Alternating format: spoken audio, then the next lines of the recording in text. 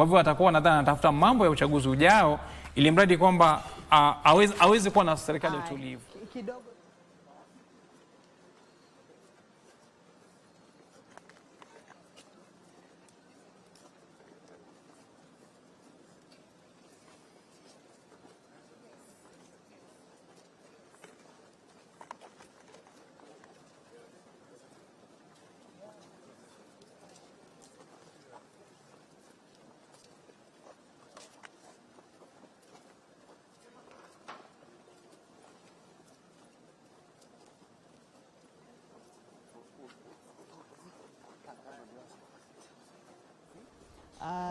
Serikalini na katika afisi hizo.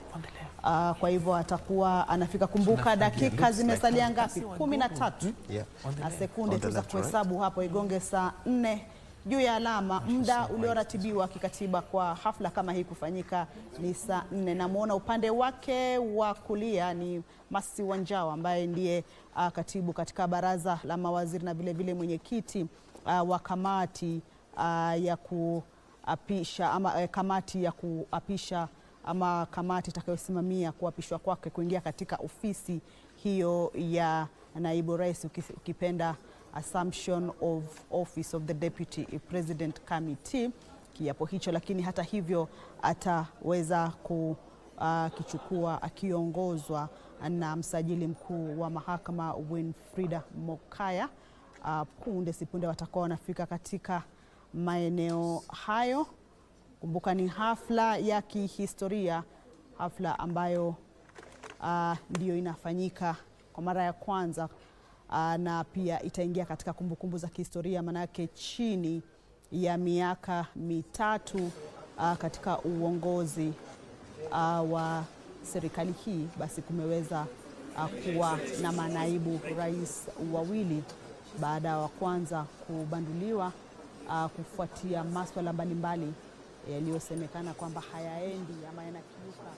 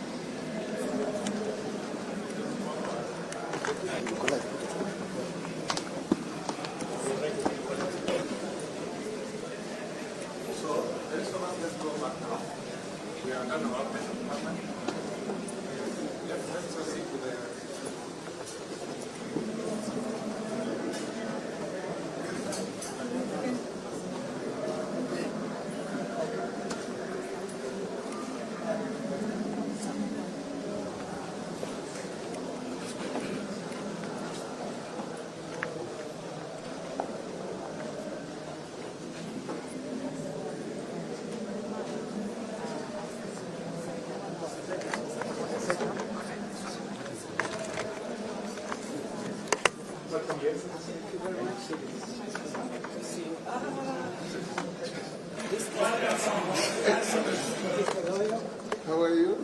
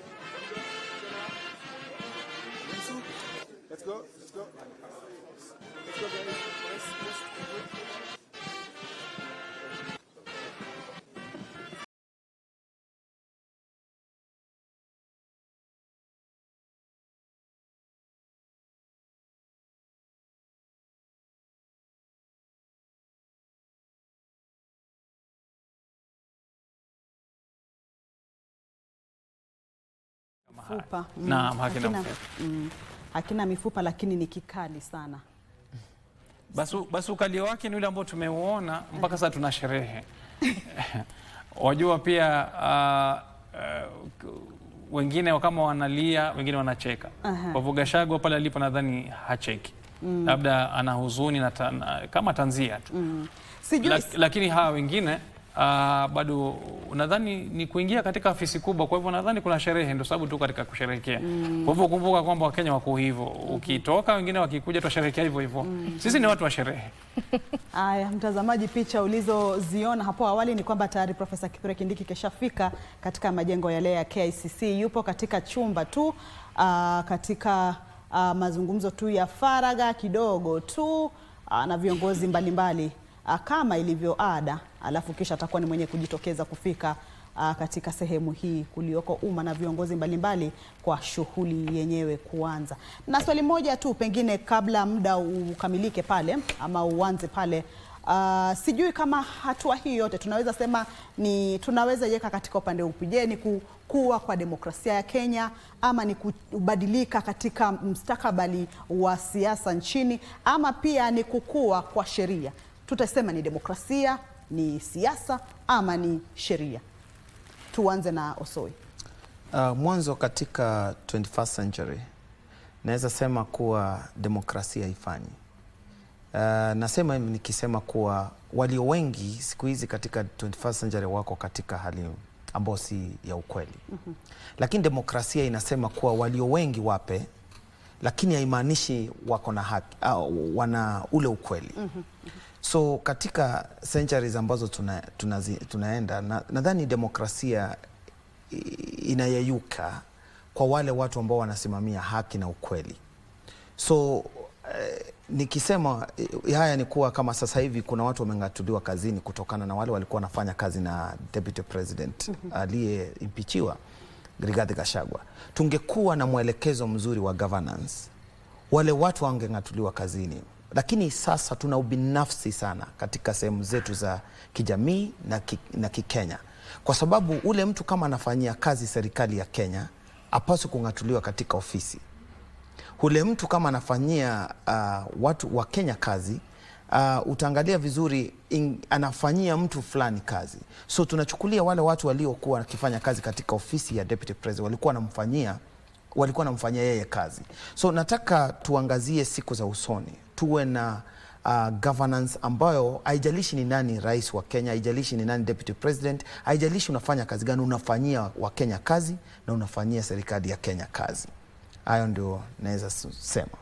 Kithi, kwa upande wako ni demokrasia imepanuka ama mustakabali wa taifa kisiasa unabadilika ama sheria pia nayo imekuwa kali sana? Nadhani mseto hayo yote hivi. Unajua hili jambo lafanyika leo lilianza na mtafaruku ule wa Gen Z. Vuguvugu la Gen Z. Wakafanya mambo yao waliyofanya mpaka wakaingia wakala kule bunge.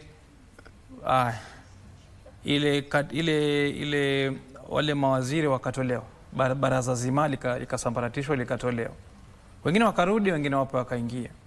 Kisha mkono wa Bwana Raila tukauona ukaingia. Haya.